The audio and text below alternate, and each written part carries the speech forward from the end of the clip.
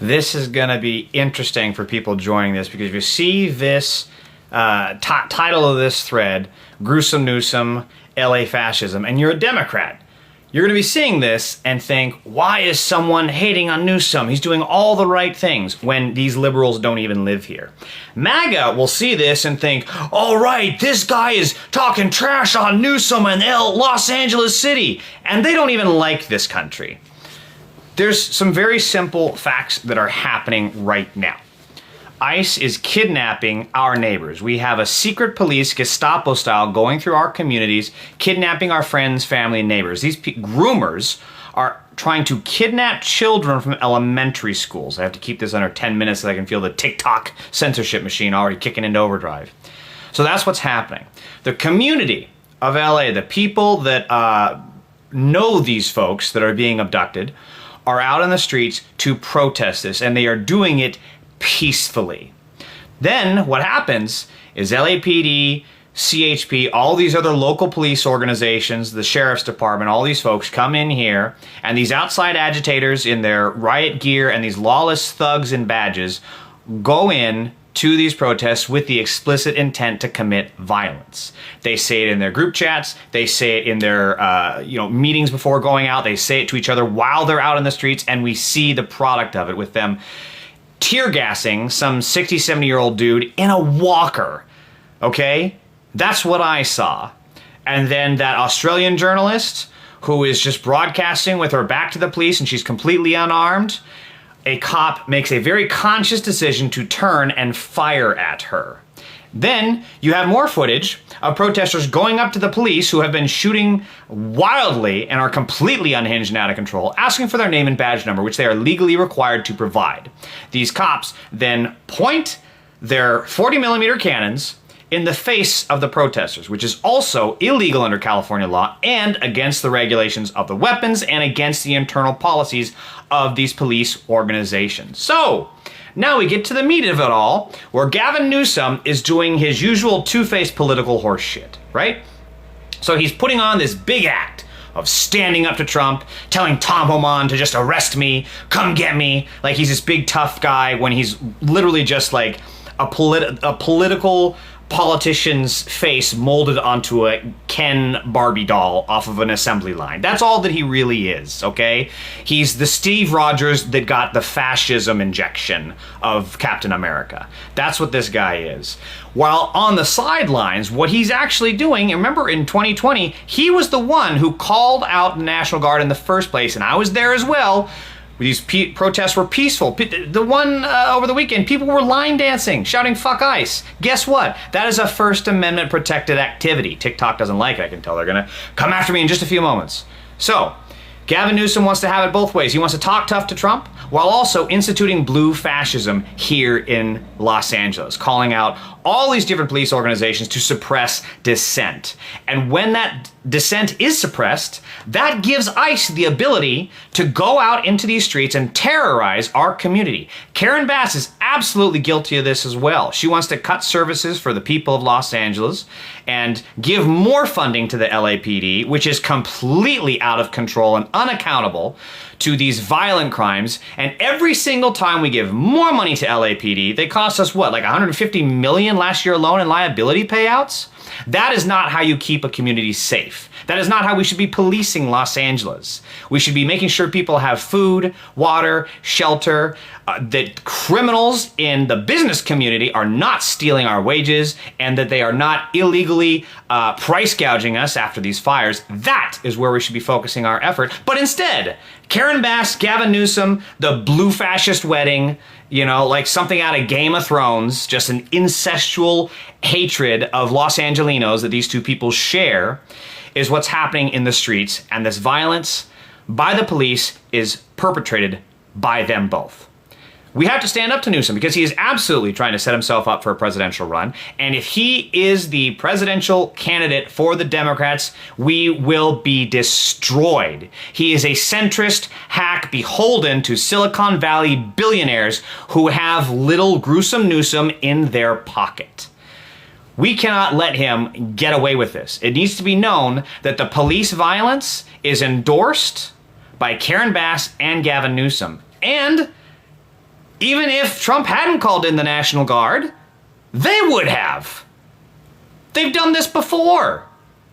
Here we are 4 years later after BLM, almost 5 years later really, after BLM and George Floyd, after all the stuff we've seen with the anti-Palestinian protests under Biden, all this police rioting is a direct product of democratic capitulation to the fascists. Even now, what was this? Just last week, 75 Democrats signed on to a resolution that praised ICE within the House of Representatives. Good job, ICE. We love our stormtroopers. Oh, God, they're so brave when they shoot and miss all their targets. God, we love them. This absolutely cannot stand. And that's why people are out in these streets. And that's why we need to be out in the streets supporting them. This whole good protester, bad protester narrative is horseshit. The people that are bad are ICE and the violent police trying to suppress our First Amendment activities. We all know Trump is terrible. The National Guard never should have been implemented, never should have been overridden, never should have overridden the governor. And of course, ICE must be destroyed.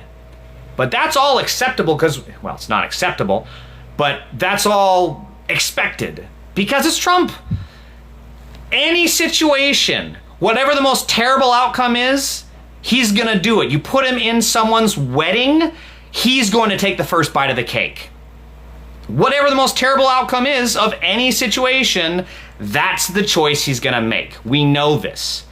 We have no control over that until the election season comes, and we fought a war so that we could have elections. We will have elections. People need to stop being defeatists and say, oh, but we're not gonna have elections. No, we're going to have elections. He is going to try and rig it, and we have to fight back like hell.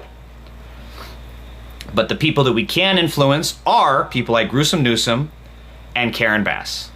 Because they are Democrats at the end of the day. They have to answer to the Democratic voters, and public pressure is building, especially with when you see Israel has like a, what did I just see? The poll said they have like a 15% approval rating among the Democratic Party, 15% amongst Democrats. And we still have people like Doomer Boomer Schumer saying that his whole job within the Democratic Party is to make them pro-Israel. No, dude, your job is to do what the people want. And right now, we want to stop these ICE raids. And all the other elected officials at every level from local, state to federal, here in California, we need to be having serious accountability, and we need to keep ICE the fuck out of Los Angeles and kick them out of California. And we need to have some oversight on this. And damn it, I gotta say it more and more. Cut their budget. It is a waste. We should not be spending $150 million a year in liability payouts for this unaccountable, lawless thuggery gang that assaults our citizens every single day. That was a good rant. I feel better. So the takeaway here is keep the pressure on, keep protesting. It's important to know your risk factors if you're going to be out in the streets. Make sure that you're not easily identifiable, wear masks, cover up any identifying features, don't wear any obvious clothing that can be traced back to you, because the fascists will come for you. They are watching, they are looking for you. That's what's happening. That's what we're up against. We are up against the Gestapo of 1930s Germany and their same tactics. So if you're in these streets, know how to protect yourself. If you have any kind of gear like goggles, helmets, a helmet is a great thing. Some people don't think about this. A cup. Wear a cup if you're a guy. For Christ's sake, wear a cup. These LAPD riots have been known to specifically target protesters in the groin. So wear a cup. It's one of the basic things you can wear. Helmet is also good. I'll use the buddy system. Don't go alone. And I'm trying to think if there was something else I was going to say in regards to protest. Know your risk factors. I have a lot that I unfortunately cannot be arrested for. I have a dog. I can't get arrested, okay? I can't sacrifice my dog living alone without me. So no, I can't get arrested. Know your risk factors. If you're willing to put yourself on the front lines and you want to protect the people at the front lines with you, that is absolutely your right. Be smart, be cautious.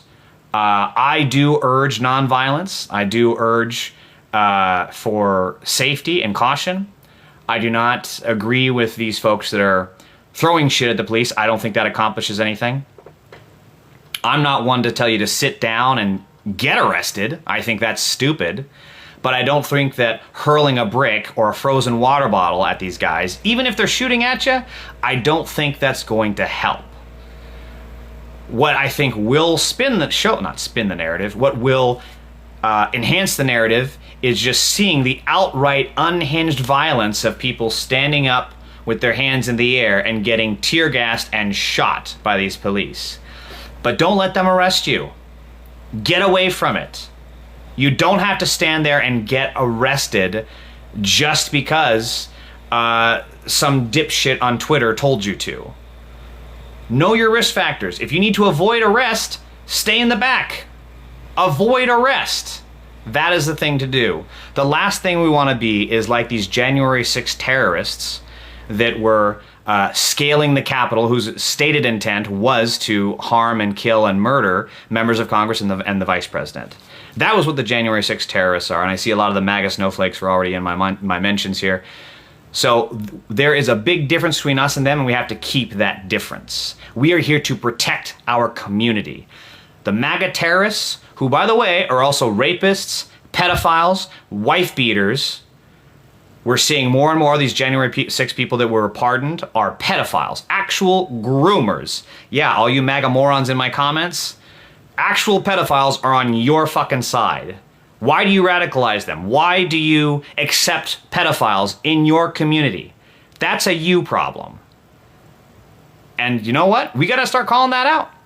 Every single time we keep seeing these January 6 pedophiles arrested, remember, it's a Republican that is the biggest threat to children, not trans people.